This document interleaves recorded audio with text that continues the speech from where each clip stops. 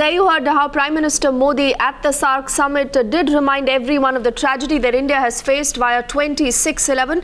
Let's get more perspective from our National Affairs editor Srinjoy, who's joining us on the broadcast live from Kathmandu.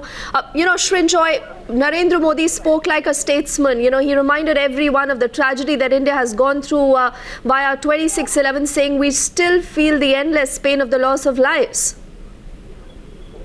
Well, Narendra Modi made it very clear that we haven't forgotten 26/11. And he said that we have not forgotten the pain of soldiers who we lost on 26. We are fixing in that audio link with Srinjoy, and before we get back to Srinjoy, let's once again play out what Prime Minister Modi had to say when it comes to terrorism, and talking about how we need to combat terrorism for greater security and stability in the Southeast Asian region. Today, as we remember the horror of the terror attack in Mumbai in 2008, we feel the endless pain of loss of lives. Let us work together to fulfill the pledge we have taken to combat terrorism and transnational crimes. We will address your concerns and give you a level playing field in India. But I encourage you to attract Indian investments to produce for the Indian market and create jobs for your youth. I also look to a future when your companies can easily raise funds in India for investments at home. India will now give business visa for 3 to 5 years for SAARC countries. Let us make it even easier for our businesses through a SAARC business traveler card.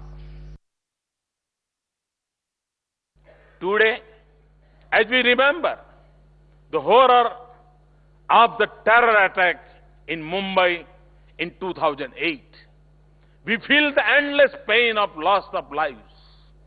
Let us work together to fulfill the pledge we have taken to combat terrorism and transnational crimes. Each of us has taken initiatives. However, as SAARC, we have failed to move with the speed that our people expect and want.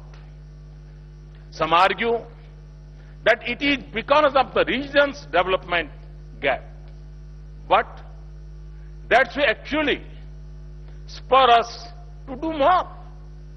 Or is it because we are stuck behind the walls of our differences and hesitant to move out of the shadows of the past? And we have Srinjoy and Bilal with us, getting us more perspective on how to read into what Prime Minister Modi has just said at the SAARC summit. Srinjoy, to you first. We've seen Nawaz Sharif almost shutting his eyes to the elephant in the room when he does not talk about terror. But Narendra Modi does not do that. He's reminding the world of the horror and the tragedy that India has gone through on 26/11. Of course, he was widely expected to have said this, and he has said what he has, keeping in mind the forum. This is not a bilateral event, but a multilateral event, and there are other countries involved apart from Pakistan. But he has made two very serious points here. He has said that we have not forgotten the pain that the people suffered because of 26/11. He said that pain is still in our hearts. That is a clear message that India has not forgotten 26/11. India has not forgotten that nothing has been done about it. He deliberately did not mention Pakistan because the feeling is that this is not the right place, the right forum to Yes. deliberately attack Pakistan.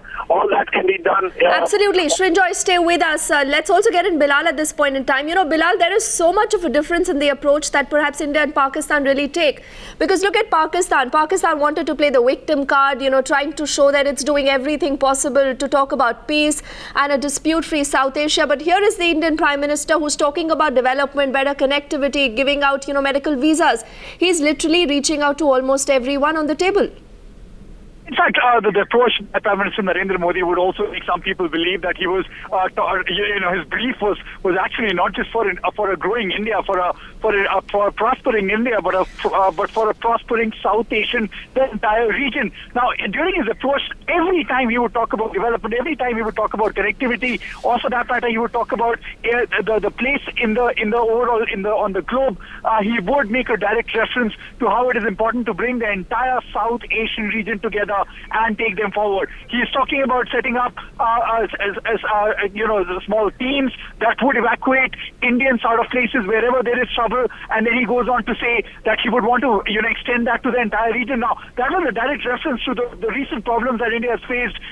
In fact, our region has faced in places like Iraq and other places in the West Asian region. Now, every time there has been a problem, these countries, Nepal included, have approached New Delhi to help them, assist them, evacuate their nationals out of these conflict zones. So these are the kind of approaches, these are the kind of points that Prime Minister Narendra Modi was able to pick out from direct experience over the last few months, that he was able to once again establish and project at a level of SAARC. Remember, this SAARC meeting is being observed by representatives from many other countries, including the US, the European Union, China, and many other countries. So to be able to sell the entire region as one is possibly one of the biggest achievements that Prime Minister has managed to achieve here at the SAARC summit.